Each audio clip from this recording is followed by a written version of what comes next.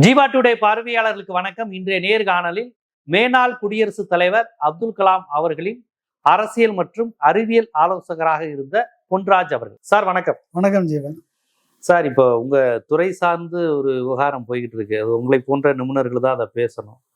ISRO அது இந்தியாவினுடைய அடையாளம். ஏன்னா விண்வெளி துறையில் ஐரோப்பிய நாடுகளுக்கு இணையாக பேர் பெற்றது நமது இந்தியா. உங்களுக்கு நல்லாவே தெரியும். அப்துல் கலாம் அவருடைய பங்களிப்புலாம் அதுல அதிகம். ஏன்னா வேற இதுல அமெரிக்காவோட போட்டி போடுறோமோ இல்லையோ, இதுல நம்ம சாகசங்கள் நகர்த்துவதில் முக்கியமா இருக்கும். விண்கலம் அனுப்புறதா இருக்கட்டும், எல்லாத்துலயும். இப்போ ஒரு மிகப்பெரிய ஆபத்து வந்திருப்பதா எல்லாரும் வருத்தப்படுறது. இஸ்ரோவில் இருந்த திறமையானவர்கள் எல்லாம் தனியாருக்கு போறாங்க. கிட்டத்தட்ட ஒரு 25 விழுக்காடு பேர் இந்த குறுகிய காலத்தில் ராஜினாமா செஞ்சுட்டு போறாங்க. அவன் இங்க உள்ள நாலேஜ், இஸ்ரோவினுடைய அனைத்து ஈகோ சிஸ்டத்தையும் நல்லா யூஸ் பண்ணிக்கிட்டு இப்போ ஒரு பிரைவேட்டுக்கு போறான் நல்ல பேல. பிரைவேட் இதுல டெவலப் ஆகும். ஒரு கவர்மெண்ட் இஸ்ரோ பலவீனமாகக்கூடிய ஆபத்து இருக்கு அப்படின்னு விமர்சனம் வைக்கிறாங்க. ஆனா இஸ்ரோ தலைவர்கள் இதனால ஒண்ணும் இல்லை, நாங்க சரி செஞ்சிருவோங்கிற மாதிரி அவங்க பேசிட்டு வர்றாங்க.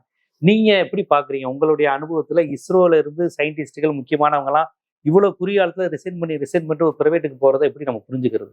கவர்மெண்டுடைய பாலிசி சேஞ்ச் தான் காரணம். அதாவது பிரைவேட்டைசேஷன் பண்ணும்போதும் பண்றது தப்பு இல்லை.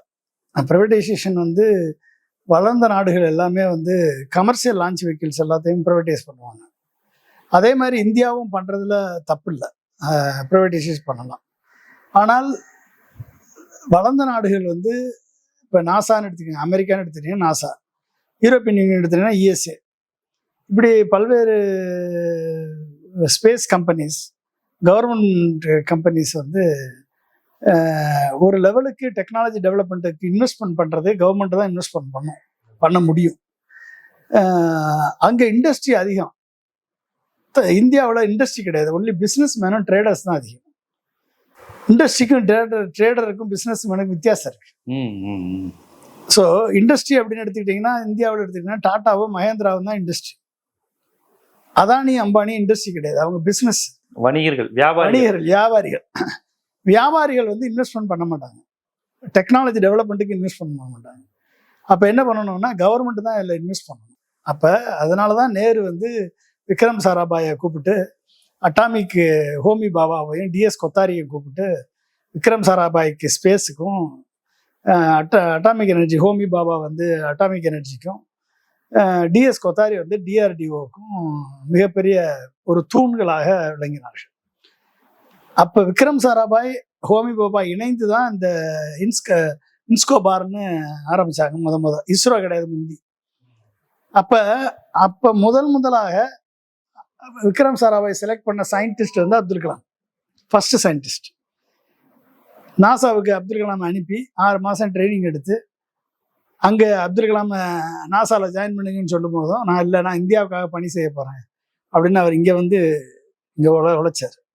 குறைந்த முதலீட்டில் ஒரு மிகப்பெரிய சாதனையை அப்துல் கலாம் தலைமையில் சேட்டலைட் லான்ச் வெஹிக்கிள் ப்ரோக்ராமில் பண்ணாங்க. இது 2 இருக்கு இஸ்ரோவில். ஒன்று சேட்டலைட் லான்ச் வெஹிக்கிள், இன்னொன்று சேட்டலைட். அப்போ லான்ச் வெஹிக்கிள் இருந்தால் தான் சேட்டலைட்டை கொண்டு ஆர்பிட்டில் போட முடியும். அப்போ அந்த லான்ச் வெஹிக்கிளை சாலிட் ப்ரொப்பல்லண்ட்டை யூஸ் பண்ணி first SLV-3 failure 1979. 1980 SLV-3 success. So முதலாக ரோஹிணி செயற்கைக்கோளை விண்ணிலை நிலைநிறுத்தி உலகில் 5வது நாடாக இந்தியாவை பிரகடனப்படுத்தினார் அப்துல் கலாம். இப்போ தொடர்ந்து அதுக்கடுத்து அப்படியே ASLV, PSLV, GSLV, Mark 1, Mark 2, Mark 3 வரைக்கும் வந்தாச்சு. இது எல்லாமே பண்ணும்போதும் இத்தனை இது 2 ஆர்பிட்டில் நம்ம நிலைநிறுத்தோம். ஒன்று லோ எர்த் ஆர்பிட்டு, இன்னும் மீடியம் எர்த் ஆர்பிட்டு, இன்னொன்று ஹை எர்த் ஆர்பிட்டு, ஜியோசிங்க்ரனஸ் ஆர்பிட்டு, அதுக்கப்புறம் ஹை எர்த் ஆர்பிட். அப்போ இந்த லோ எர்த் ஆர்பிட் அப்படின்னா அரௌண்டு 140 கிலோமீட்டர்லேருந்து 2000 கிலோமீட்டருக்குள்ள இது லோ எர்த் ஆர்பிட்னு சொல்கிறது. மீடியம் எர்த் ஆர்பிட் அப்படின்னா 2000 கிலோமீட்டர்லேருந்து அரௌண்டு மீடியம் எர்த் 35,000 கிலோமீட்டருக்குள்ள. 35,000 கிலோமீட்டருக்கு மேலே ஜியோசிங்க்ரனஸ் ஆர்பிட். இப்போ பொசிஷன் பூமி எப்படி சுற்றுதோ அதே மாதிரி சேட்டலைட்டு சேர்ந்து சுற்றும், பூமியுடைய பொசிஷன் பண்ணுறது. ஸோ அதுக்கு மேலே போச்சு அப்படின்னா அது பியாண்டு நம்மளுடைய எர்த் ஆர்பிட்லேருந்து லூனார் ஆர்பிட்டு போகணும். அதுதான் சந்திராயன் 1 ஃபர்ஸ்ட் லூனர் ஆர்பிட்டுக்கு போனது. அப்புறம் மங்கள்யான் மார்ஸ் ஆர்பிட்டுக்கு போனது. அப்புறம் Chandrayaan 2 failure, 3 success, Mangalyaan success first முயற்சியிலேயே. ஸோ இப்படி பல்வேறு ஃப்ளைட்டை வந்து உருவாக்குனதுக்கு காரணம் வந்து அதனுடைய structure, independent decision making authority, scientific oriented board. அதாவது இது வணிக நோக்கம் இல்லாம தொழில்நுட்பத்தை வளர்க்கணும், தேசப்பற்று இதுல சயின்டிபிக்கா அடுத்து எங்க போகணும், இதுக்கு மட்டுமே கான்சென்ட்ரேஷன். இதுதான் இவ்வளவு லாபம் வரணும், அவ்வளவு லாபம் வரணும். ஸ்பேஸ் கமிஷன் உருவாக்கப்பட்டது விக்ரம் சாராபாயால. அந்த ஸ்பேஸ் கமிஷனுடைய செக்ரட்டரி யார் அப்படின்னா சேர்மன் இஸ்ரோ தான் செக்ரட்டரி. சேர்மன் இஸ்ரோ தான் எடுக்கக்கூடிய முடிவு தான் என்டையர் ஆர்கனைசேஷன் முடிவு. அதை தான் பிரைம் மினிஸ்டர் அக்செப்ட் பண்ணுவாங்க. ஏன்னா பிரைம் மினிஸ்டர் வந்து இது எப்படி, என்ன மாதிரியான மிஷன், இது எப்படி மிஷன் அப்படின்லாம் இல்லை. இவங்க ஒரு முடிவு எடுத்து நம்ம அடுத்து இந்த மிஷன் பண்ண போகிறோம், இதை செய்ய போகிறோம்னு இவங்க ஒரு முடிவு எடுத்து ஸ்பேஸ் கமிஷனில் நீங்கள் எடுத்துக்கிட்டிங்கன்னா அப்படின்னா வந்து ஸ்ட்ரக்சர் எப்படி இருந்துச்சு அப்படின்னா, நீங்கள் பார்த்தீங்கன்னா உங்களுக்கு தெரியும், 2014 மோடி அசியூம் பண்ணுறதுக்கு முன்னால் இந்த ஸ்பேஸ் கமிஷன் வந்து headed by chairman secretary department of space. அவர் வேற யாரும் இல்லை, சேர்மன் இஸ்ரோ. இஸ்ரோவுக்கு யார் சேர்மனாக இருக்காங்களோ அவங்க தான் ஸ்பேஸ் கமிஷனுடைய சேர்மன். மெம்பர் செக்ரட்டரி வந்து டிபார்ட்மெண்ட் ஆஃப் அட்டாமிக் எனர்ஜிலேருந்து ஒரு member secretary, scientific secretary to the cabinet committee on security அவர்லேருந்து ஒரு மெம்பர், அடுத்து secretary ministry of defence for defence R&D DRDOலேருந்து ஒரு மெம்பர் செக்ரட்டரி, அடுத்து வந்து ஃபினான்ஸ் செக்ரட்டரி ஒரு மெம்பர் எக்ஸ்பெண்டிச்சருக்கு, அடுத்து eminent science and technologist nominated by government. Typically 3, 4, 5 member அவங்க ஒரு மெம்பராக இருப்பாங்க, எமினன்ட் சயின்டிஸ்ட். அடுத்து secretary senior officer from department of space. இப்போ இதுதான் காம்போசிஷனாக இருந்தது. இவர்கள் இருக்கும் வரை வந்து இந்த மிஷன் வந்து மிஷன் ஓரியன்ட் ரிசர்ச்னு பேர். இது பேர் ஒரு மிஷனை ஃபிக்ஸ் பண்ணுவாங்க, அதுக்கு தகுந்த மாதிரி ரிசர்ச் பண்ணுவாங்க. இப்போ மிஷன் என்ன மிஷன், சந்திராயன் 1 மிஷன் அப்படின்னா நிலவில் தண்ணீர் இருக்குதுன்றது மிஷன். இப்போ அந்த மிஷனை ஃபிக்ஸ் பண்ணி அதுக்கு தகுந்த மாதிரி ரிசர்ச்சை ஃபிக்ஸ் பண்ணுவாங்க. இப்போ SLV-3 ASLV அதனுடைய கெப்பாசிட்டி என்ன, லோயர் ஆர்பிட் மிஷன் என்னது, ஜியோசிங்க்ரனஸ் ஆர்பிட் மிஷன் என்னது, ரிமோட் சென்சிங் மிஷன் என்ன, எஜுகேஷன் சேட்டலைட்டு எஜுசாட்டு, ஹெல்த் கேருக்கு சேட்டலைட்டு, அப்புறம் remote sensing satellite, agriculture satellite Agrisat, அப்புறம் இந்த மாதிரி Cartosat 1 and 2, spatial mapping, geospatial mapping, இப்படி எல்லா மிஷனையும் ஃபிக்ஸ் பண்ணிட்டு அந்த மிஷனுக்கு தகுந்த மாதிரி சேட்டலைட்டையும் பண்ணுவாங்க, லான்ச் வெஹிக்கிளையும் பண்ணுவாங்க. Okay okay. அப்போ என்னன்னா மிஷன் ஓரியன்ட் ரிசர்ச் தான் நடக்கும் இங்கே. இப்போ என்ன மிஷனுக்கும் அதுக்குரிய ரிசர்ச் நடக்கும். இது வந்து இவங்க சொல்ற மாதிரி சயின்ஸ்னா நீ என்ன நோபல் பிரைஸ் வாங்கினியான்னு கேள்வி கேட்குறாங்கல்ல, நீ சயின்டிஸ்ட்னா நோபல் பிரைஸ் வாங்கினா தான் சயின்டிஸ்ட்னு சொல்றான்ல, அது கிடையாது. இது புதுசாக யார் ஏவாத ராக்கெட்டை நம்ம பண்ணலை, யார் ஏவாத சேட்டலைட்டை நம்ம பண்ணலை. எல்லாரும் ஆல்ரெடி பல்வேறு நாடுகள் செஞ்சதை நம்ம செய்கிறோம். ஆனால் எங்கே செய்கிறோம், இந்தியாவிலேயே செய்கிறோம். நம்மளே சுயமாக தயாரிக்கிறோம், சுயமாக தயார் பண்ணுறோம். அப்போ அந்த சுயமாக தயார் பண்ணக்கூடிய டெக்னாலஜி, அதுக்குரிய டெவலப்மெண்ட்டு, அதுக்குரிய ரிசர்ச் அண்ட் டெவலப்மெண்ட்டு, அதுக்குரிய இனோவேஷன், அதுக்குரிய technologies development, spin off technologies, இது எல்லாத்தையும் இந்தியாவிலேயே சொந்தமாக தயாரிக்கிறதுக்கு பேர் தான் செல்ஃப் ரிலையன்ஸ். Okay okay. இப்போ self reliance in critical technology அப்படின்னா தற்சார்பு எய்துவது. மற்ற நாடுகளை சார்ந்து இல்லாமல் நம்மளே சுயமாக தொழில்நுட்பத்தை உருவாக்கி நம்மளே தயார் பண்ணி நம்மளே சேட்டலைட்டை லான்ச் பண்ணும் பொழுது நம்ம வந்து மற்ற நாடுகளோட கம்பீட் பண்ணுறதுக்கு வசதியாக இருக்கும். இப்போ அதை பண்ணவர் தான் அப்துல் கலாம். இவர் என்ன CV ராமன் மாதிரி நோபல் பிரைஸ் வாங்கினாரா, புது சமன்பாட்டை கண்டுபிடிச்சாரா, புது ஈக்குவேஷனை கண்டுபிடிச்சாரா அப்படின்றது இங்கே முக்கியம் இல்லை. இந்த நாட்டை செல்ஃப் ரிலையன்ஸ் அடைய வைத்தாங்க. அப்போ அப்படிப்பட்ட ஒரு இதை வந்து மிஷன் ஓரியன்ட் ரிசர்ச்சாக இஸ்ரோ நடந்துகிட்டு இருந்துச்சு. 2014 மோடி பதவியேற்ற உடனே இதை ப்ரைவேட்டைஸ் பண்ணணும்னு இறங்கினார். அதுக்கு என்ன ரீசன் சொல்றாரு? அதுக்கு காரணம் என்னன்னா, நீ கமர்ஷியல் மிஷன் எல்லாம் வந்து பிரைவேட் கொடுத்துருவோம், நீங்க ரிசர்ச்ல கான்சன்ட்ரேட் பண்ணுங்க. ஓகே ஓகே அப்படின்னு சொன்னாங்க. இப்போ ரிசர்ச்ல கான்சன்ட்ரேட் பண்ண என்ன பண்ணணும், பட்ஜெட்டை வந்து நீங்க வந்து ரிசர்ச்சுக்கு மன்மோகன் சிங் கவர்மெண்ட், அதுக்கு முன்னால் இருக்க கவர்மெண்ட் 15% தான் கொடுத்தாங்க ரிசர்ச்சுக்கு. டோட்டல் பட்ஜெட்ல 15% will be allotted for research.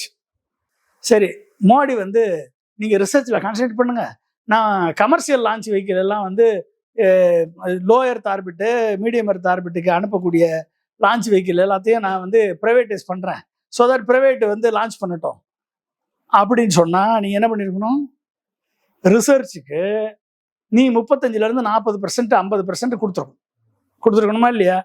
இன்னைக்கு வரைக்கும் ரிசர்ச்சுக்கு 15% தான்.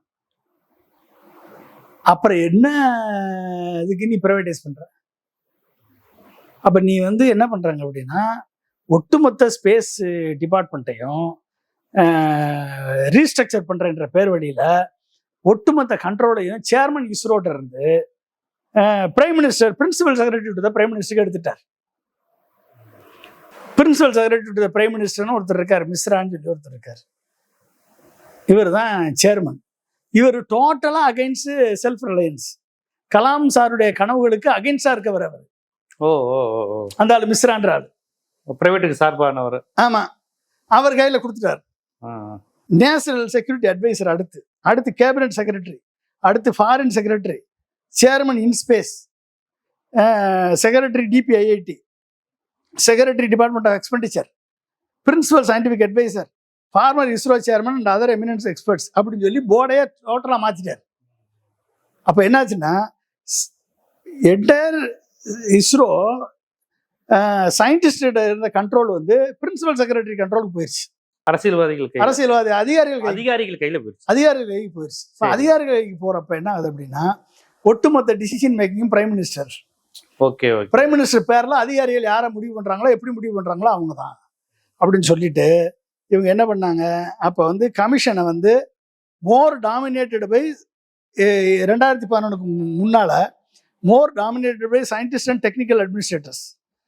2014 பேர இப்போ வந்து ப்ராடர் ரெப்ரஸன்டேஷன், அதாவது principal secretary, prime minister office, இவங்க தான் வந்து டோட்டலாக ஆக்கிரமிச்சாங்க. இவங்க ஆக்கிரமிச்சு என்ன பண்ணிட்டாங்க அப்படின்னா, ஒட்டுமொத்த இஸ்ரோவை ப்ரைவேட்டைசேஷனுக்காக மூணாக பிரிச்சுட்டாங்க. மூணாக பிரித்து போர்டு ஸ்ட்ரக்சரே காலி பண்ணிட்டாங்க. போர்டு ஸ்ட்ரக்சர்னால தான் அந்த அத்தாரிட்டி, அந்த இண்டிபெண்டன்ஸு, அந்த மிஷனை முடிவு பண்ணக்கூடிய மிஷன் எல்லாம் சயின்டிஸ்ட்ட இருக்கும் பொழுதும் எல்லா மிஷனும் சக்ஸஸாக நடந்தது. ஸோ இவங்க வந்த உடனே என்னாச்சு அப்படின்னா, இவங்க இப்படி பிரித்த உடனே என்ன பண்ணிட்டாங்க அப்படின்னா வந்து டோட்டலாக வந்து இஸ்ரோவை வந்து பிரிக்கிறாங்க. எப்படி பிரிக்கிறாங்க அப்படின்னா, கமர்ஷியல் ஃபங்க்ஷன் வந்து இஸ்ரோலேருந்து செப்பரேட் பண்ணுறாங்க, கமர்ஷியல் ஃபங்க்ஷன். அப்போ என்னது, நியூ ஸ்பேஸ் இந்தியா லிமிடெட் அப்படின்னு ஒன்று ஆரம்பிக்கிறாங்க, ஒரு கம்பெனி, NSIL அப்படின்னு சொல்லிட்டு 2019. இது வந்து அண்டு 2020 வந்து கமர்ஷியல் லான்ச் சர்வீஸஸ் அண்டர்டேக் பண்ணலாம்னு சொல்லி முடிவு பண்ணுறாங்க. சேட்டலைட் சர்வீசஸ், டெக்னாலஜி டிரான்ஸ்ஃபர், அதாவது எல்லா டெக்னாலஜியும் நீ பிரைவேட்டுக்கு ட்ரான்ஸ்ஃபர் பண்ணிடு இஸ்ரோல இருந்து, அது ஓகே. இப்போ வந்து PSLV, லோ எர்த் ஆர்பிட்டெல்லாம் வந்து இஸ்ரோ தான் பண்ணணும்னு அவசியம் இல்லை. ஏன்னா கமர்ஷியலுக்கு நம்ம பிரைவேட்டை வளர்த்து விடலாம், ஒன்றும் தப்பே கிடையாது அதில். ஆனால் நீ ரிசர்ச்சுக்கு கான்சன்ட்ரேட் பண்ணாமல், ரிசர்ச்சுக்கு அதிக பணம் ஒதுக்காமல், சீனியர் சயின்டிஸ்ட்டு 30 வருஷம் 40 வருஷம் ஒர்க் பண்ணி நாலேஜை கேதர் பண்ணி வச்சுருக்கவங்கள ரீட்டைன் பண்ணுறதுக்கு வழி இல்லாமல் ப்ரைவேட்டை உள்ளே வரும்போதும், ப்ரைவேட் என்னது அட்ராக்டிவ் சேலரி கொடுக்குறான். இஸ்ரோவை விட 3 டைம் 4 டைம் அட்ராக்டிவ் சேலரி, இஸ்ரோவை விட அதிகமான ஃபெசிலிட்டி, இதெல்லாம் கொடுத்த உடனே என்ன ஆகுது, இங்கே வந்து பியூரோக்ராட்டிக் டிலே இருக்குது. இஸ்ரோ வந்து டோட்டலாக சயின்டிஸ்ட் கையிலேருந்து அதிகாரிகள் கைக்கு போயிடுச்சு. அப்போ எல்லாத்துக்கும் நம்ம அதிகாரிகளை எதிர்பார்த்துருக்க வேண்டியது இருக்குது. ஒரு மிஷனுக்கு போய் அப்ரூவல் கேட்டால் மிஷனுக்கு கிடைக்க மாட்டேது. அப்போ வந்து ப்ராப்பரான பட்ஜெட் அலோகேஷன் இல்லை ரிசர்ச்சுக்கு. நீ மிஷன் ஓரியன்டட் ரிசர்ச்சை விட்டுட்டு நீ அகாடமிக் ரிசர்ச் மட்டும் பண்ணுனா எப்படி பண்ணுவான்? அப்போ மிஷன் ஓரியன்டட் ரிசர்ச்சுக்கும் அகாடமிக் ரிசர்ச்சுக்கும் வித்தியாசம் இருக்குது. அகாடமிக் ரிசர்ச் வந்து யூனிவர்சிட்டிஸில், இன்ஸ்டிடியூஷனில் வெறும் பேப்பரை பப்ளிஷ் பண்ணிட்டு உட்காந்துருப்பாங்க. ஆனால் இஸ்ரோ வந்து இண்டஸ்ட்ரி. அப்போ மிஷன் ஓரியன்டட் ரிசர்ச் தான் இண்டஸ்ட்ரி பண்ணும். இப்போ அந்த ரிசர்ச் நீ பண்ணாமல் நீ வெறும் அகாடமிக் ரிசர்ச் மட்டும் பண்ணு, மிஷன் ஓரியன்டட் ரிசர்ச் பண்ணாத, நீ எல்லா மிஷனையும் இவனுக்கு கொடுத்துரு, ப்ரைவேட் கமர்ஷியலுக்கு கொடுத்துரு அப்படின்னு சொல்லி நீ கமர்ஷியலுக்கு பண்ணிட்டீங்க அப்படின்னா, அப்போ என்ன பண்ணணும், நீ கமர்ஷியலாக பிரிக்கிறது தப்பு இல்லை. ஆனால் பிரிக்கும் போது என்ன பண்ணணும், இந்த பாடியை எம்பவர் பண்ணணுமா இல்லையா, இஸ்ரோவை எம்பவர் பண்ணணுமா இல்லையா, இஸ்ரோவுக்கு ரிசர்ச் கிராண்ட்டை வந்து அட்லீஸ்ட் டபுள் ஆக்கணுமா இல்லையா, 15-20% 40% ஆக்கணுமா இல்லையா, ஆக்கலாம். அப்போ 15% வச்சுக்கிட்டு நீ எப்படி ரிசர்ச்சை நீ என்கரேஜ் பண்ணுவேன்? அப்போ ரிசர்ச்சும் பண்ண முடியாது, புதுசாக எதுவும் செய்ய முடியாது. இங்கே இருக்கிறதுக்கு ப்ரைவேட்டுக்கு போயிடலான்னு போயிட்டாங்க. பிஎஸ்எஸ்சி இது யூஆர் ராவ் சேட்டலைட் சென்டர்லேருந்து 80 விஞ்ஞானிகள் போயிட்டாங்க, டாப் விஞ்ஞானிகள். பிஎஸ்எஸ்சி திருவனந்தபுரத்தில் இருந்து லான்ச் வெஹிக்கிள் டெக்னாலஜி அங்கே தான். அங்கேருந்து ஒரு 20லேருந்து 40 விஞ்ஞானிகள் போயிட்டாங்க. கிட்டத்தட்ட 100க்கும் மேற்பட்ட விஞ்ஞானிகள் வந்து ப்ரைவேட்டுக்கு போயிட்டாங்க. காரணம் என்ன? அவங்களுக்குரிய அங்கீகாரம், அவங்களுக்குரிய ப்ரமோஷன், அவங்களுக்குரிய கேரியர் growth எதுவுமே இல்லை. அது எல்லாம் எதுவுமே கிடையாது. இப்போ தனியார் பிடிக்கல போயிருச்சு விண்வெளி. தனியார், அதாவது இந்த கமர்ஷியல் லான்ச் வெஹிக்கிள் ஃபுல்லாக தனியாருக்கு போகுது. அப்போ என்ன ஆகுது அப்படின்னா, நீங்கள் என்னைக்கு இஸ்ரோவுடைய ஸ்ட்ரக்சரை நீங்கள் ஸ்ட்ரென்தன் பண்ணாமல், இஸ்ரோவுக்கு என்னென்ன விஷன் இருக்கு, என்னென்ன ஃபியூச்சர் விஷன் இருக்கு அப்படின்னா, இதில் கிரியேஷன் ஆஃப் இன்ஸ்பேஸ்னு ஒரு கம்பெனி கிரியேட் பண்ணுறாங்க.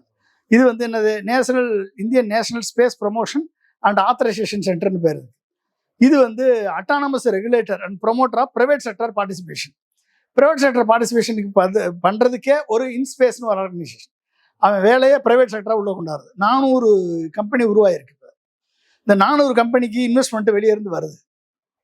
அப்போ வெளியே இருந்து வர்றவங்க அட்ராக்டிவ் சேலரி கொடுக்குறாங்க, அட்ராக்டிவ் வெஞ்சர் கேபிட்டல் கொடுக்குறாங்க, அட்ராக்டிவ் ஸ்டாக் ஆப்ஷன் கொடுக்குறாங்க, சேலரி ஷேர்ஸ் கொடுக்குறாங்க. உடனே டாப் சயின்டிஸ்ட் எல்லாம் அங்கே போகிறாங்க. காரணம், முந்தி நாசாவில் எடுத்துக்கிட்டிங்கன்னா, நாசாவில் என்ன இருக்கும் அப்படின்னா, ப்ரைவேட்டுக்கு போகலாம், திரும்பி வந்துடலாம் நாசாவுக்கு. ஏன்னா அமெரிக்கா பிரைவேட்டுக்கு சார்பான ஒரு நாடு தான். பட் ஆனால் இங்கே என்னென்ன ஃப்ளெக்சிபிள் இருக்கு. அமெரிக்கா நீங்கள் வந்து ப்ரைவேட்டில் போய் அதிகமாக சம்பாதிக்கலாம், சரி, திரும்பி வந்துடலாம், அது நாசாவுக்கே திரும்பி வந்துடலாம். அந்த ஒரு ஸ்டாப் கேப் அரேஞ்ச்மெண்ட், ஒன்று டெக்னாலஜி டெவலப்மெண்ட்டாக இருக்கலாம், புது டெக்னாலஜியோடவே இருக்கலாம், எல்லாம் பண்ணலாம். திரும்பி வந்து நாசாவுக்கு வந்து அது ஹெல்ப்ஃபுல்லாக இருக்கும், திரும்பி வந்துடலாம். அந்த மாதிரி ரிட்டர்ன் பேக் பாலிசி இருக்கு. இங்கே அது கிடையாது. நீங்கள் போனீங்கன்னா போனது தான், திரும்பி வர முடியாது. அப்புறம் அது மட்டும் இல்லாமல் நீங்கள் வாங்குற சம்பளத்துக்கு டேக்ஸ் கம்மியாங்க, டேக்ஸ் கிடையாது. இங்கே சயின்டிஸ்ட் எல்லாருமே அதே டேக்ஸ் தான் கட்டியாகணும். நீங்கள் வேற ஒன்றும் இல்லை, என்னுடைய கேஸ் எடுத்துக்கோங்க. நான் வந்து ஏரோநாட்டிக்கல் டெவலப்மெண்ட் ஏஜென்சி டிஆர்டிஓவில் ஒர்க் பண்ணேன், சயின்டிஸ்டாக ஜாயின் பண்ணேன். 95ல் ஜாயின் பண்ணேன். அந்த ஏடிஏவை உருவாக்குனதுக்கு காரணம் fighter aircraft design and development. Fighter aircraft design and development இது வந்து விஎஸ் அருணாச்சலம் சயின்டிஃபிக் அட்வைசராக இருந்தார். அவருக்கு அடுத்து தான் அப்துல் கலாம் வந்தார் சயின்டிஃபிக் அட்வைசராக. இப்போ அவர் காலத்தில், ராஜீவ்காந்தி காலத்தில் அது உருவாக்கப்படும் பொழுது என்ன நினைப்பில் உருவாக்குனாங்க அப்படின்னா, இது ஃபைட்டர் ஏர்கிராஃப்ட் டிசைன் அண்ட் டெவலப்மெண்ட்டை வந்து நம்ம வந்து DRDO one of the DRDO லேபாக உருவாக்குனா வெளிநாடுகள் வந்து சாங்ஷன் பண்ணுவான், டெக்னாலஜி தரமாட்டான். ஏன்னா ஃபைட்டர் ஏர்கிராஃப்ட் டெக்னாலஜி நம்ம வந்து அடுத்த நாடுகளை சார்ந்து இருக்கும். என்ஜினுக்கு, ஃப்ளைட் கண்ட்ரோல் சிஸ்டத்துக்கு, இந்த மாதிரி பல்வேறு ஃப்ளைபவர் சிஸ்டத்துக்கு, கண்ட்ரோல் லாவுக்கு, இதுக்கெல்லாம் வந்து நம்ம வெளிநாட்டை சார்ந்திருக்க வேண்டியது இருக்குது. அப்போ நம்ம அந்த டெக்னாலஜி நம்மகிட்ட இல்லை. அப்போ அதெல்லாம் நம்ம வெளிநாட்டிலேருந்து வாங்க வேண்டியது இருக்குது. அப்படின்னா இதை வந்து ஒரு சொசைட்டியாக கிரியேட் பண்ணணும். சொசைட்டியாக கிரியேட் பண்ணிட்டாங்க, ரிசர்ச் அண்ட் டெவலப்மெண்ட் சொசைட்டியாக கிரியேட் பண்ணிட்டாங்க. ஏடிஏவை ரிசர்ச் அண்ட் டெவலப்மெண்ட் சொசைட்டியாக கிரியேட் பண்ணிட்டா என்ன அர்த்தம் அப்படின்னா, ஓகே, ரிசர்ச் அண்ட் டெவலப்மெண்ட்டுக்கு எந்த விதமான தடை இருக்காது அப்படின்னு சொல்லி அதை கிரியேட் பண்ண உடனே இதில் பென்ஷன் ஸ்கீம் இல்லை. 2000 வந்து பென்ஷன் ஸ்கீம் ஏற்றுக்கிறீங்களான்னு கேட்குறாங்க. கேட்கும்போது எங்களுடைய ஹெச்ஓடி ப்ராஜெக்ட் டைரக்டர் என்ன பண்ணார், ப்ரோக்ராம் டைரக்டர் டாக்டர் கோட்டாஹரி நாராயணா, அவர் தான் எல்சிஎம்னுடைய சீஃப் டிசைனர். அவர் என்ன சொல்லிட்டாரு, நாங்கள் 2000 ஃபர்ஸ்ட் ஃப்ளைட்டை விட்டுட்டு தான் நாங்கள் வந்து, அதாவது நேஷனல் ஸ்பிரிட்டில் ஒரு தேசிய உணர்வோட முதல் ஃப்ளைட்டை பறந்துக்கிறோம். எங்களுக்கு ஏகப்பட்ட டிலே ஆயிடுச்சு, டெக்னாலஜி டிலே ஆயிடுச்சு டியூ டு வேரியஸ் ரீசன்ஸ். அதனால் ஃபர்ஸ்ட் ஃப்ளைட்டை பறந்த பிறகு நாங்கள் வந்து பென்ஷன் ஸ்கீமில் சேர்ந்துக்கிறோம்னு சொல்லிட்டார். ஃபர்ஸ்ட் ஃப்ளைட்டை பறறதுக்குள்ள அருண்ஜேட்லி வந்து பென்ஷன் ஸ்கீமே காலி பண்ணிட்டார். அப்போ என்ன ஆச்சுன்னா பென்ஷன் இல்லாமல் போச்சு. அடுத்து சிதம்பரம் வந்தார் ஃபைனான்ஸ் மினிஸ்டர். அவர்கிட்ட எவ்வளவோ சொல்லி நாங்கள் எடுத்து பார்த்து, அவர் கோட்டாகரனை பார்த்து பேசி, அப்துல் கலாமே பேசி நேரடியாக பேசின கூட சிதம்பரம் வந்து நாங்கள் பண்ண முடியாது அப்படின்ட்டார். அப்போ என்ன ஆகுதுன்னா, ஒரு கிட்டத்தட்ட 30 ஆண்டு காலம் உழைத்து கஷ்டப்பட்டு பல்வேறு சிக்கல்களுக்கு இடையே லைட் கம்பேர்ட் ஏர்கிராஃப்ட் டெக்னாலஜியை உருவாக்கி டோட்டலாக இண்டிஜினைசேஷன் பண்ணி, எக்ஸப்ட் என்ஜினை தவிர மற்ற எல்லாமே நம்மளே பண்ணியிருக்கோம். 1998 சாங்ஷன் ஆன உடனே லாக்ஹீட் மார்ட்டின்ல இருந்து 20 சயின்டிஸ்ட்டை எங்களுடைய சயின்டிஸ்ட் லாக்ஹீட் மார்ட்டின்ல ஒர்க் பண்ணிட்டு இருந்தாங்க. அத்தனை பேரும் திருப்பி அனுப்பிட்டான் கண்ட்ரோலா பண்றதுக்கு ஒர்க் பண்ண அத்தனை பேரையும், ஃப்ளை பை வயர் சிஸ்டம் கண்ட்ரோலா பண்றதுக்கு அத்தனை பேர் திருப்பி அனுப்பிட்டான். உடனே அப்துல் கலாம் வந்து ஒரு நேஷனல் கிளாட் டீம் உருவாக்கி அந்த கிளாட் டீம் வந்து 4 வருஷத்துல பண்ண வேண்டிய வேலையை ஒரே வருஷத்துல பண்ணி முடிச்சாங்க. அப்ப பிரச்சனைன்னு வரும்போதும் இந்த மாதிரியான சேலஞ்சஸ் எல்லாம் எதிர்நோக்கி டிலே எல்லாம் பார்த்து நம்மளுக்கு இண்டிபெண்டா ஃபைட்டர் ஏர்கிராஃப்டை உருவாக்கின சயின்டிஸ்டுகளுக்கு பென்ஷன் தர முடியாதுன்னு சொல்லிருச்சு பிஜேபி அரசும் காங்கிரஸ் அரசும். இப்போ எங்களுக்கெல்லாம் பென்ஷன் கிடையாது. ஸோ இப்படிப்பட்ட ஒரு சூழல்ல இப்போ எத்தனை பேர் இருப்பாங்க சொல்லுங்க பார்ப்போம். எதுக்கு இருக்கணும்? இதை விட ஹை பே கிடைச்சா அங்க போய் ஹை பே அந்த பிரெயின் ட்ரெயின் போகத்தானே ட்ரெயின் ஆயிருந்தப்ப அங்க போகத்தானே நல்ல அறிவார்ந்த ஆட்கள்லாம் அங்க போகத்தான் செய்வாங்க. இப்ப தனியாருடைய அறிவியல் பங்களிப்பு தேசத்தின் பங்களிப்பா மாறாதா? எப்படி மாறும்? அது பிசினஸ் இருந்தா தானே அதுல இன்வெஸ்ட் பண்ணுவான். நம்ம நாட்டுல வந்து இப்ப நீங்க 3க்கு மிஷன் அனுப்புறீங்க, அவன் எதுக்கு 3க்கு மிஷன் அனுப்பணும்? 3 மிஷனுக்கு இந்தியா செலவழிக்கலாம். ஆனா பிரைவேட் செலவழிச்சா பணம் எப்படி வரும் திரும்பி ரிட்டர்ன்? தேசத்துக்கான ஒரு இது, தேசத்துக்கான இன்வெஸ்ட்மெண்ட் யாரும் தேசத்துக்கு எதுக்கு செய்யணும்? அவன் எதுக்கு செய்யணும்? அவனை பொறுத்த வரைக்கும் ஒரு சேட்டலைட் அனுப்பிச்சா பணம் வந்துச்சுன்னா சேட்டலைட் அனுப்புவான். லோயர் ஆர்பிட்ல communication satellite, remote sensing satellite, எஜுகேஷனுக்கு, ஹெல்த்துக்கு, இது நம்ம ஜிபிஎஸ்க்கு, இந்த மாதிரி சேட்டலைட் அனுப்புறதுக்கான கமர்ஷியல் லான்ச் வெஹிக்கிள்லாம் யூஸ் பண்ணுவான். பட் ஆனால் மிஷன் அப்போ நம்ம இந்தியாவை என்னென்ன மிஷனில் ஈடுபட்டிருக்கு அப்படின்னு நீங்கள் பார்த்தீங்க அப்படின்னா, என்னென்ன மிஷன் வந்து டாக்டர் கலாம் கொடுத்துருக்காரு. ககன்யான் மிஷன். இப்போ இந்த ககன்யான் மிஷன் வந்து India's first human space flight mission. இந்த இப்போ ஸ்பேஸ் ஃப்ளைட்டில் ஹியூமனை வச்சு அனுப்புறது தான் அந்த மிஷன். இது வந்து இதுக்குரிய மல்டிபிள் அன்க்ரூடு டெஸ்ட் மிஷன் இதெல்லாம் பண்ணணும். அதாவது க்ரூ இல்லாமல் வெறும் சேட்டலைட் மட்டும் வச்சு அனுப்பி போயிட்டு ஒழுங்காக வருதா அப்படின்னு பார்க்கணும். அப்போ ஃபஸ்ட்டு 3 ககன்யான்னா ஹியூமன் ஸ்பேஸ் ஃப்ளைட்னு என்னது? ஹியூமனை கொண்டு போகணும், திரும்பி வரணும். இது ஆல்ரெடி இன்டர்நேஷ்னல் ஸ்பேஸ் ஸ்டேஷனில் அமெரிக்கா பண்ணுது, சைனா பண்ணுது, ஜப்பான் பண்ணுது, இந்த மாதிரி எல்லா நாடுகளும் பண்ணுறாங்க.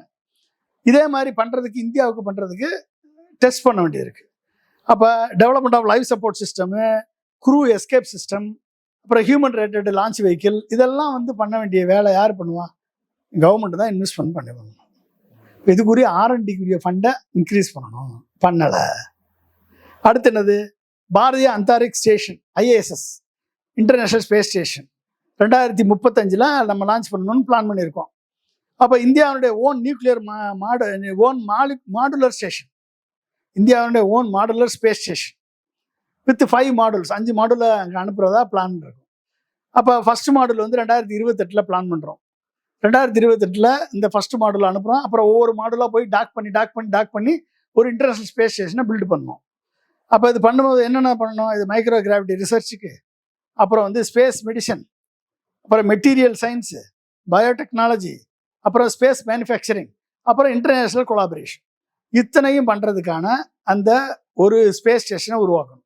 இது அடுத்த மிஷன். 3வது மிஷன் சந்திராயன் 4. சந்திராயன் 4 என்னது? அப்போ மார்ஸில் போய் நிலவில் போய் லூனார் சாம்பிள் ரிட்டர்ன் மிஷன். லூனாரில் போய் நிலவில் இறங்கி அங்கே சாம்பிள் எடுத்துக்கிட்டு ரிட்டர்ன் வரணும். இதுதான் சந்திராயன் 4 மிஷன். அப்போ இந்த மிஷனை வந்து மூணில் போய் ராக்ஸு, அந்த மினரல்ஸு, மெட்டீரியல்ஸ் இதெல்லாம் கலெக்ட் பண்ணிட்டு வந்து இங்கே வந்து டெஸ்ட் பண்ணணும். அதில் வந்து நம்ம ஹீலியம் 3 இருக்கா இல்லையா இதை கண்டுபிடிக்கக்கூடிய மிஷன். இதுக்கு வந்து பிரைவேட் இன்வெஸ்ட் பண்ணுவானா? நம்ம தான் அது ஒரு நம்ம சர்வதேச அளவில் இந்தியாவுக்கு ஒரு நேம் வரணுங்கிற ஆசையில நான் தான்ப்பா ஹீலிங் சொல்லுவான். நேம் வர்றது கூட மட்டும் இல்லை, இதனால வந்து இது எக்கனாமிக் காம்ப்ளெக்ஸ். இது வந்து Mars, moon, earth is economic complex. யாரெல்லாம் மார்ஸ் போய் மினரல் எடுத்துட்டு வந்து ஹீலியம் 3 கொண்டாந்து உள்ள கொண்டான்ட்டானா அவன் மின்சாரத்தினுடைய பற்றாக்குறையே இல்லாமக்கிடலாம். புரிஞ்சுட்டீங்களா? அப்ப இந்த மிஷனை வந்து பிரைவேட் பண்ணுவானா?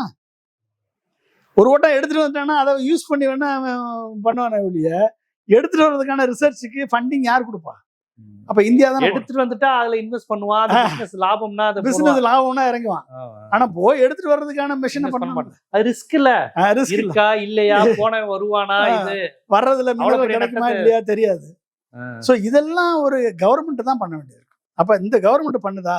இப்ப சந்திராயன் 5 மிஷன் அடுத்து 4வது மிஷன் சந்திராயன் 5. இது ஜாயின்ட் மிஷன் வித் ஜப்பானோட சேர்ந்து நம்ம ஜாயின்ட் மிஷனா பண்றோம். ஸோ இது வந்து large rover capable of long duration exploration near the human south pole, lunar south pole. South pole பக்கத்துல பெரிய இதை பண்றோம். அடுத்து வீனஸ் ஆர்பிட்டர் மிஷன். இது வந்து detail study of the Venus atmosphere, surface, geology, climate இதெல்லாம் பண்றதுக்கான மிஷன். ஸோ இது வந்து search for clues about planetary evolution, எப்படி எவல்யூஷன் ஆச்சு அப்படின்றத கண்டுபிடிக்கணும். இதை போய் ப்ரைவேட் பண்ணுவானா? பண்ண மாட்டான். Future Mars mission, more advanced Mars orbiter and eventual lander rover mission are part of ISRO long term exploration plans. அப்போ இதெல்லாம் வந்து நீங்க பார்த்தீங்க அப்படின்னா இதெல்லாம் என்னது முக்கியமான மிஷன்ஸ். அப்போ இந்த முக்கியமான மிஷனுக்கு நீ இஸ்ரோ கான்சன்ட்ரேட் பண்ணுன்னு சொல்லிட்டு அதுக்கு எந்த ஃபண்டுமே அலாட் பண்ணாம அதே 15% ஃபண்டு அலாட் பண்ணிட்டு நான் ரிசர்ச் நீ கான்சன்ட்ரேட் பண்ணுன்னு சொன்னா பண்ணிடுவாங்களா? நடந்துருமா அது? அங்கதான் இந்த இந்த கேப் இருக்கு. அப்ப அங்கதான் சீனியர் சயின்டிஸ்ட் எல்லாம் வெறுத்து போய் இனிமே இங்க இருந்து பிரயோஜனம் இல்லை, இது எல்லாமே பேப்பர்ல தான் இருக்கு, மிஷன் எல்லாம் பேப்பர்ல தான் இருக்கு, இது எக்ஸிக்யூட் பண்றதுக்கான ஃபண்டும் கிடையாது, இது எக்ஸிக்யூட் பண்றதுக்கான பிரைவேட் போனா அது நடக்குமா? நடக்காது. பிரைவேட் போனா இவங்களுக்கு பணம் கிடைக்கும், அவ்வளவுதான். பிரைவேட் போனா இவங்களுக்கு பணம் கிடைக்கும், இவங்களுக்கு பணம் கிடைக்கும். இவங்க ஏற்கனவே இருந்த அனுபவத்தை வச்சு கமர்ஷியல் லான்ச் வெஹிக்கிள பண்றதுக்கு இவங்களால கைட் பண்ண முடியும், எல்லாம் பண்ணுவாங்க. ஃபுல் அண்ட் ஃபுல் கமர்ஷியலா அவன் பாத்துக்குவான். கமர்ஷியலா அவன் பாத்துக்குவான். தேசத்துக்கு பெரிய பலம். தேசத்துக்கு எப்படி பண்ணுவான்? தேசத்துக்கு இவங்களுடைய நாலேஜ், இவங்க அறிவு எல்லாம் அங்க போகுது, இது எல்லாமே அங்க போகுது. ஏன்னா அவங்க எவ்வளவு நாளைக்கு இப்படியே உட்காந்துருப்பாங்க? உங்களோட சண்டை போட்டுட்டு ஃபைட் பண்ணிட்டு பேப்பரை தூக்கிட்டு போய் செக்ரட்டரிட்ட போய் தனியாருடைய கொலாபரேஷன் போட்டதுல இருந்தே இது வேலை தொடங்கி. ஆமா போச்சு. என்னைக்கு வந்து சேர்மன் இஸ்ரோனுடைய கண்ட்ரோல்ல இருந்து principal secretary to the prime மினிஸ்டருக்கு போச்சோ அன்னைக்கே வந்து ஒரு பியூரோக்ராட்டிக் கண்ட்ரோல்ல போயிடுச்சு. மிஸ்ரான ஒருத்தர் உட்காந்துருக்காரு. வில் டோட்டலி அவர்கிட்ட போய் உட்காந்து பியூரோக்ராட்டிக் இதை வாங்குறது அவ்வளவு ஈஸி கிடையாது. அப்ப என்ன ஆகும்? அப்ப இவங்க வந்து வெறுத்து போய் இது இது இங்க இருக்கிறதுக்கு பேசாம அங்க போனாலாவது நம்ம பிள்ளை விட்டு ஏதாவது நிம்மதியா இருக்கும், நம்ம ஏதாவது சம்பாதிக்கலாம் கடைசி காலத்துல அப்படின்னு போகத்தானே செய்வாங்க. அப்ப இது ஒட்டுமொத்த நாலேஜும் டிரான்ஸ்ஃபர் ஆகி போச்சு அப்படின்னா நீங்க வந்து எப்படி பண்ணுவீங்க? இப்போ இஸ்ரோங்கிறது நம்ம இந்தியாவுடைய ஒரு அடையாளம், பெருமைமிகு அடையாளம். ஆசியாவிலேயே இஸ்ரோக்கு ஒரு பெரிய இது. ஐரோப்பாவே நம்மளுடைய விண்வெளி இதை பார்த்து ஆச்சரியப்பட தான் செய்வாங்க, அமெரிக்காவே. அப்படி ஒரு டிபார்ட்மெண்ட் இன்னைக்கு ஒரு தனியார் கட்டுப்பாடு, நீங்க சொல்ற மாதிரி அதிகாரிகள் கட்டுப்பாடு, மோடி ஆபீஸ் தான் கட்டுப்படுது. உங்களுக்கு டெக்னிக்கல் ஹெட் தான் கட்டுப்படுத்தணும், சயின்டிஸ்ட் கட்டுப்படுத்தணும். அந்த மாதிரி இருக்க வேண்டிய ஒரு துறையில் அதிகாரிகளும் அரசியலும் வந்து இப்ப தனியார் கையில போயிருச்சுங்கிறது ரொம்ப வருத்தம். இப்ப 25% கிட்ட ராஜினாமா செஞ்சுட்டு போயிட்டாங்க. இப்ப அவங்க ராஜினாமா செஞ்சுட்டு போற தடுத்து நிறுத்த அவ்வளவுதான், எடுத்து நிறுத்துறது. போனது last man power is last man power. நீ வர்றவங்களுக்கான ஒரு பாலிசியை சேஞ்ச் பண்ணணும். திரும்பி போனவங்க திரும்பி வர்றதுக்கு அட்ராக்டிவா இங்க வைக்கணும். அட்ராக்டிவா நீங்க போனவங்க திரும்பி வரலாம், சம்பளம் கூட கொடுக்கணும், பாலிசியை சேஞ்ச் பண்ணலாம். இல்லனா அதானி கையில போயிடும். எல்லாத்தையும் பிசினஸ் மேன்ஸ் கையில தான். ஏர் இந்தியா, ரயில்வே, அது போனது மாதிரி போகும். பிஎஸ்என்எல் ஒளிஞ்சு, ஏர் இந்தியா ஒளிஞ்சு. 4G 5G எல்லாம் பிரைவேட்டுக்கு தராங்க, கவர்மெண்ட்டுக்கு கிடையாது. இப்படி கொடுத்து இதான மாதிரி அதானி கண்ட்ரோல்ல போயிடும். இஸ்ரோ போர்ட் எல்லாம் போச்சுல, எல்லா போர்ட்டும் அதானி கண்ட்ரோல் போச்சுன்னா அதானி இம்போர்ட் பண்றது மட்டும்தான் வந்து நீங்க லாஜிஸ்டிக்ஸே பண்ண முடியும். வேற யாரும் பிசினஸே பண்ண முடியாது, ட்ரேடும் பண்ண முடியாது. Only Adani can do business and trade. வேற போர்ட் எல்லாம் அவங்க கைக்கு போயிடுச்சு வச்சுக்கோங்க. அவங்க யாரை சொல்றாங்களோ அவங்க தான் பண்ண முடியும். வேற யாரையும் பிரைவேட் பார்ட்டிஸ் வந்து ட்ரேடோ பிசினஸோ பண்ண முடியாது. அதுதான் இப்ப நடக்குது அதானி போர்ட்ல எல்லாத்துலயும். அதே மாதிரிதான் இங்கே நடக்கும். பாப்போம். அது ஒரு தேசம் சார்ந்த விஷயம், அது கட்சி சார்ந்து விமர்சிக்கிறோம் ஆதரிக்கிறோங்கிறது இல்லை, ஒட்டுமொத்த தேசம் சார்ந்த விஷயம். இது இன்னைக்கு நாளைக்கு கூட முடிய போறது இல்லை. நீங்க சொன்ன மாதிரி 69 அந்த காலகட்டத்தில இருந்து எவ்வளவு பெரிய அடையாளமாக ஒரு அறிவு பொக்கிஷியமா தொழில்நுட்பத்தினுடைய ஒரு சிகரமா இருந்த ஒரு இடம் இன்னைக்கு இப்படி போகுதுங்கிறது ரொம்ப வருத்தத்துக்குரிய விஷயம். எல்லாவற்றையும் அதானி கையில போற மாதிரி இதுவும் அதானி கைக்கு போகுது அப்படிங்கிறது ரொம்ப வருத்தமா இருக்கு. பாப்போம். அதானி மாதிரி பிசினஸ்மேன், ட்ரேடர்ஸ் யார வேணாலும் இருக்கலாம். அதான் அந்த மாதிரியான ஒரு இது பார்ப்போம். எல்லாவற்றையும் தனியார்மயமாக்குவது, எல்லாவற்றையும் ஒரு பிசினஸா பாக்குதுங்கிற அந்த ஒரு கான்செப்ட்லயே தனியார்மயம் ஆகுங்க. இதை வீக்கெண்ட் பண்ணி அதை ஆக்காதீங்க. இதை வீக்கெண்ட் பண்ணி அதை ஆக்காதீங்க. இதை ஸ்ட்ரென்தன் பண்ணிட்டு நீங்க ஆக்குங்க, ஒன்றும் பிரச்சனை இல்லை. கண்டிப்பா இந்த சயின்டிஸ்ட்டை வந்து ரீட்டைன் பண்ற அளவுக்கு நீங்க உங்களுடைய பாலிசியை ஸ்ட்ரென்தன் பண்ணுங்க, உங்களுடைய ஸ்ட்ரக்சரை ஸ்ட்ரென்தன் பண்ணுங்க, உங்க போர்டை ஸ்ட்ரென்தன் பண்ணுங்க. அதை எல்லாத்தையும் தூக்கி அதிகாரிகள் கொடுத்துட்டு தமிழ்நாட்டில் வந்து விஜய் வரணுமா அண்ணாமலை வரணுமான்ற முடிவையும் ஒரே செக்ரட்டரி தான் எடுக்கிறாரு. ஆமா ககன்யான் மிஷனையும் போறதுக்கும் அவர் தான் செக்ரட்டரி டிசிஷன் எடுக்கிறாரு. அப்ப எப்படி இருக்கும், விளங்குமா? ரொம்ப கடைசியான வார்த்தை தான் பஞ்சா சொல்லிட்டீங்க. பார்ப்போம், எல்லாவற்றிலும் அரசியல், எல்லாவற்றிலும் அதிகாரிகள் தலையிடுங்கிறப்ப ஒரு விஞ்ஞான ரீதியான ஒரு இடமே வந்து இவ்வளவு தலையீடுகள் இருந்தால் அதை எப்படி சுதந்திரமா சிந்திக்க முடியும் அப்படிங்கிற தொழில்நுட்பத்துக்கு முக்கியத்துவம் கொடுக்க வேண்டியது இப்போ இதுக்கு கமர்ஷியலுக்கு முக்கியத்துவம் கொடுக்குற மாதிரி போயிடுச்சுங்கிற வேதனையை, உங்களுடைய அனுபவத்தை, உங்களுக்கு நெருக்கமாக இருந்த அந்த துறை சார்ந்து மக்களுக்கு எடுத்து வச்சிருக்கீங்க. மிக்க நன்றி. நன்றி, தேங்க்யூ.